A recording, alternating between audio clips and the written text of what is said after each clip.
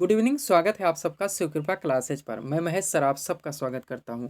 दोस्तों, ये वीडियो हमारा एसएससी एमटीएस एग्जाम 2023 का टेस्ट सीरीज नंबर 9 है, जिसमें हम लोग सामान्य ज्ञान के जीके व जीएस के महत्वपूर्ण संभावित प्रश्नों को सॉल्व करेंगे और देखेंगे कि यहाँ से हमारे कितने क्वेश्चन सही हो रहे हैं। दोस्तों, ये सारे टेस्ट सीरीज हमारे आपके एसएससी एमटीएस एग्जाम 2023 के संभावित महत्वपूर्ण प्रश्नों पर बनाए जा रहे हैं।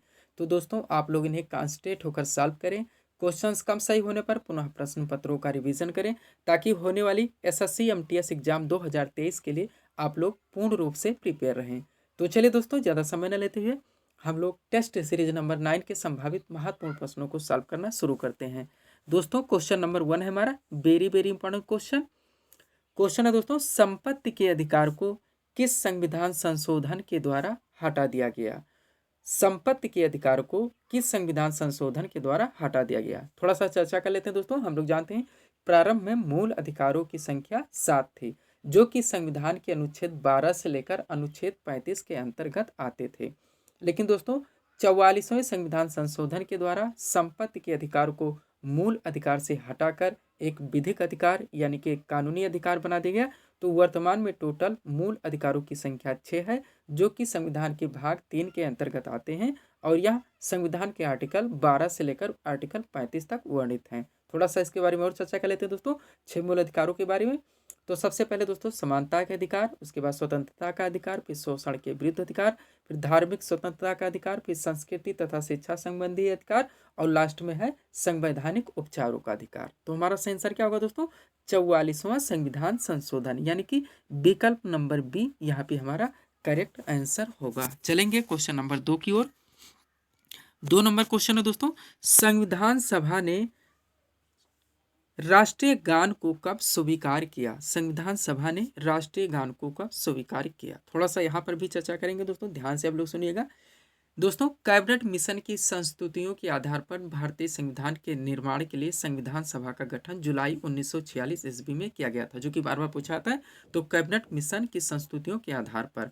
उसके बाद दोस्तों, संविधान सभा का प्रथम अधिवेशन या प्रथम बैठक 9 दिसंबर 1946 ईस्वी को संसद भवन के केंद्रीय कक्ष में प्रारंभ हुई और इसी दिन डॉक्टर सच्चिदानंद सिन्हा को सर्वसम्मति से संविधान सभा का अस्थायी अध्यक्ष चुना गया। उसके बाद दोस्तों 11 दिसंबर 1946 ईस्वी यानी कि उसके तीसरे दिन डॉक्टर राजेंद्र प्रसाद को संविधान सभा का अस्थायी अध्यक्ष चुना गया। कौन सा? अस्थायी अध्यक्ष। फिर दोस्तों उसके तीसरे दिन यानी कि 13 दिसंबर 1946 ईस्वी को पंडित जवाहरलाल नेहरू ने उद्देश्य प्रस्ताव प्रस्तुत कर संविधान की आधारशिला रखी। तो ये थे दोस्तों संविधान के निर्माण के समय के कार्य, जो कि बार बार पूछे जाते हैं। उसके बाद दोस्तों संविधान निर्माण के समय बहुत सारी समितियों का भी गठन किया गया था, जिसमें प्रारूप समिति प्रमुख थी और इसके अध्यक्ष थे डॉक्टर भीमराव अंबेडकर। इसके अलावा दोस्तों संघ संविधान समिति व संघ शक्ति समिति के अध्यक्ष थे पंडित जवाहरलाल नेहरू। और झंडा समिति के अध्यक्ष दोस्तों कौन थे? तो थे JB कृपलानी। कार्य संचालन समिति के अध्यक्ष थे दोस्तों, बार बार पूछा था, तो डॉक्टर राजेंद्र प्रसाद। और दोस्तों BN राव को संविधान सभा का संवैधानिक सलाहकार नियुक्त किया गया। तो ये थे दोस्तों हमारे प्रमुख क्वेश्चंस जो संविधान से मोटे तौर पर पूछे जाते हैं। अब हम लोग इसका आंसर करेंगे दोस्तों।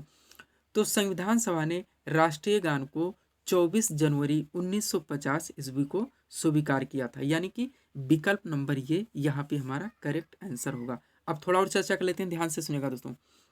इसके अलावा जो चीज़ें संविधान ने स्वीकार किया, जिससे दोस्तों राष्ट्रध्वज तिरंगा हो गया। तो दोस्तों संविधान सभा ने राष्ट्रध्वज यानी कि तिरंगा को 22 जुलाई 1947 ईस्वी को अपनाया था। इसके अलावा दोस्तों जनगण मन यानी कि रविंद्रनाथ टैगोर द्वारा रचित जनगण मन को भारत के राष्ट्रगान के रूप में स्वीकार किया गया 24 जनवरी 1950 को, जो कि हमारा दोस्तों आंसर आया है, रविंद्रनाथ टैगोर द्वारा लिखित है।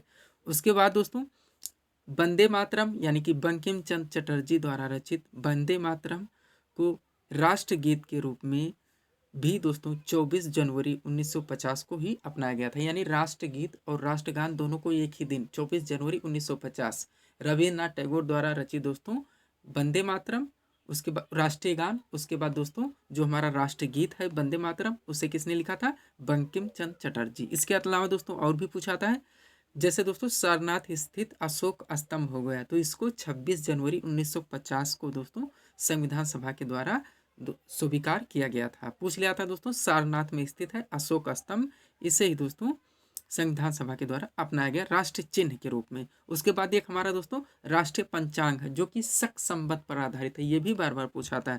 इसे अपनाया गया था दोस्तों संविधान सभा के द्वारा 22 मार्च 1957 को।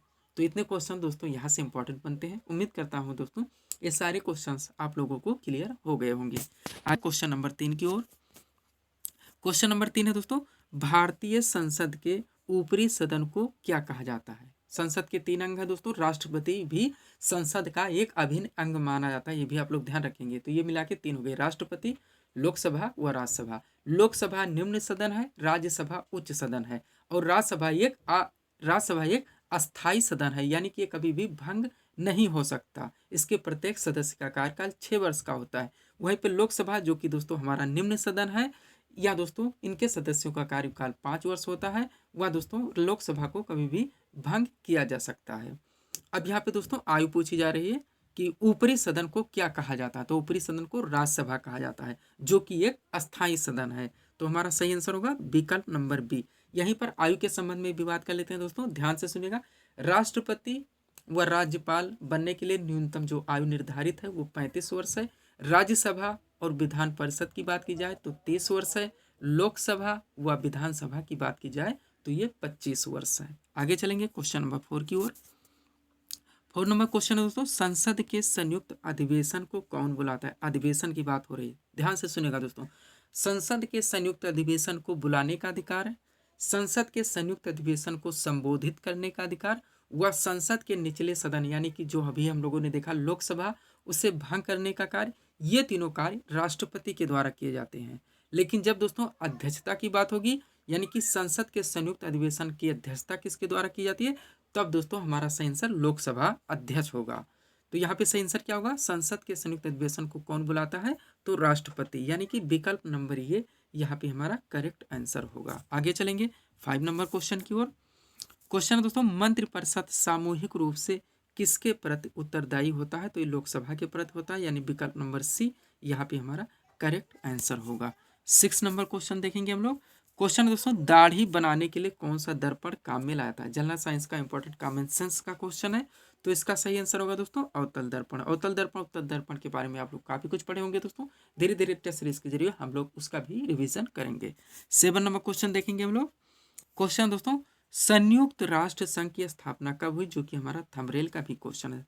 संयुक्त राष्ट्र संघ यानी कि यूएनओ, यूनाइटेड नेशंस ऑर्गेनाइजेशन, इसकी स्थापना हुई थी 24 अक्टूबर 1945 को, यानी कि विकल्प नंबर ये यहाँ पे हमारा करेक्ट आंसर होगा। 8 नंबर क्वेश्चन देखेंगे हम लोग। क्वेश्चन है दोस्तों, हाइड्रोजन बम किस सिद्धांत पर आधारित है? तो इसका सही आंसर होगा दोस्तों नाभिकीय संलयन पर। थोड़ा सा और ध्यान दीजिएगा दोस्तों, ये पूछा था परमाणु बम किस सिद्धांत पर आधारित है, तो हमारा आंसर होगा नाभिकीय विखंडन पर। एक क्वेश्चन और बनता है दोस्तों, सूर्य में जो ऊर्जा उत्पन्न होने का स्रोत है वो नाभिकीय संलयन की प्रक्रिया के द्वारा है। 9 नंबर क्वेश्चन देखेंगे हम लोग।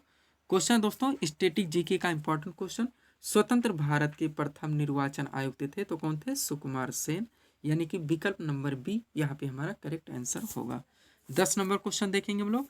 क्वेश्चन दोस्तों, प्रकाश वर्ष इकाई है, बार बार पूछा गया, वनडे एग्जाम का फेवरेट क्वेश्चन है दोस्तों जनरल साइंस से, तो इसका सही आंसर होगा प्रकाश वर्ष इकाई है दूरी की, यानी कि विकल्प नंबर ये यहाँ पे हमारा करेक्ट आंसर होगा।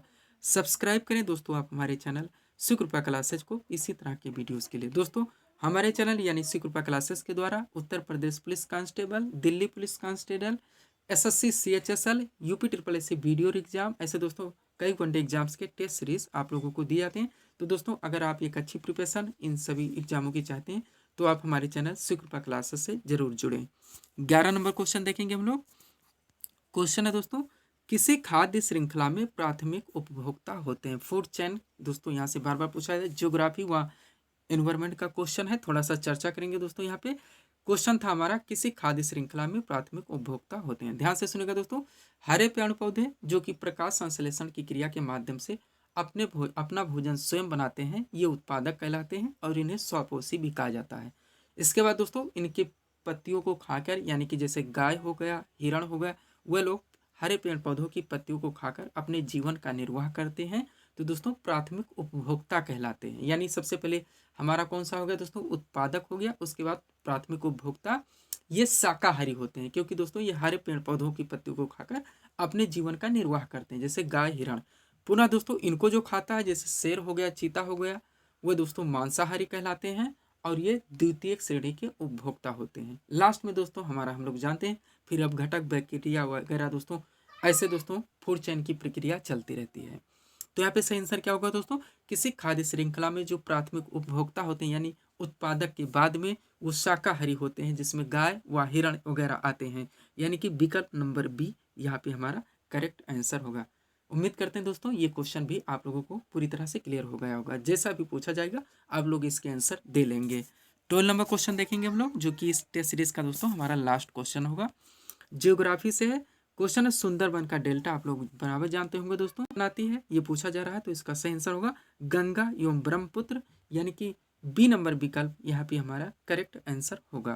तो ये थे दोस्तों इस वीडियो के हमारे टॉप एमसीक्यूज के प्रश्न, जिसको हम लोगों ने यहाँ पे सॉल्व किए हैं। उम्मीद है दोस्तों आप सभी लोगों ने सॉल्व किए होंगे और देखे होंगे कि यहाँ से आपके कितने क्वेश्चन सही हो रहे हैं।